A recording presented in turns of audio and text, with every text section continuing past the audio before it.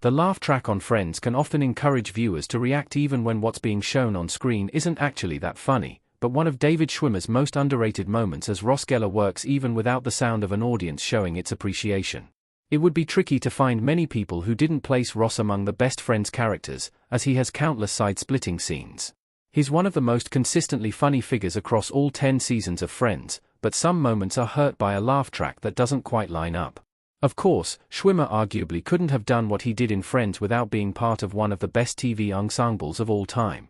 The chemistry that existed between every member of the main Friends cast allowed them all to zip through hilarious moments with perfect comic timing. While Friends also had several dramatic storylines, and even some downright sad ones, it's primarily remembered for its sense of humor. However, one of Ross' best moments is often forgotten and deserves more love.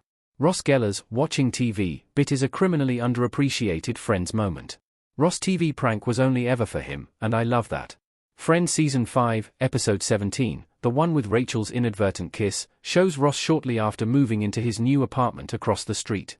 One of the best running gags in the episode is Schwimmer's character acting out a series of physical gags, so his friends can see from Monica's apartment.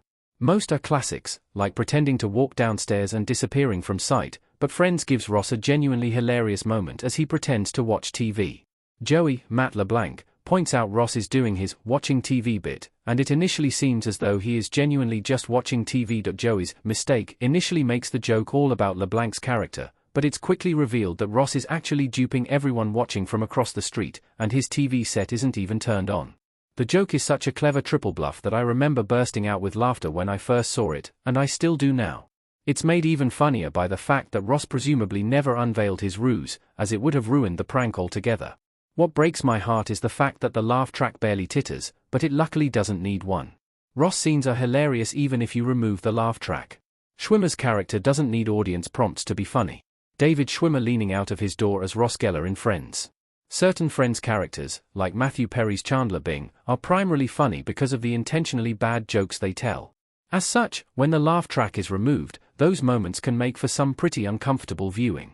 This isn't to say those moments aren't funny in their original context, but it's interesting to see how the presence of a laugh track can transform them.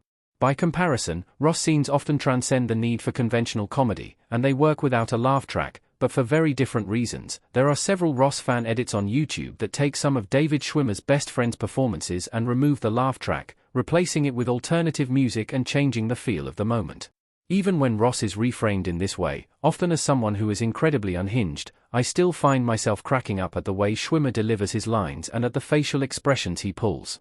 Similar edits have been made of other Friends characters, but they don't work quite as well. Ross was always one of Friends' funniest characters, even when he wasn't trying to be. It's easy to laugh at Ross because he's always down on his luck. Ross rarely makes jokes that are funny within the world of Friends. Instead, most of his funniest moments come from him acting neurotically and overreacting to things that other characters would take in their stride. The comedy in Ross scenes largely stems from the audience laughing at his misfortune. Rather that said, when Ross is given an unencumbered chance to shine in a truly funny way, he never disappoints. The watching TV bit from the one with Rachel's inadvertent kiss is a perfect example of one of these instances. If anything, it's set up brilliantly by a series of moments that also have the audience laughing at him instead of with him, as many of the gags up until the TV prank are only funny because they are not. Ross' hilarious misfortune and unique place within the Friends cast make him indispensable for so many reasons.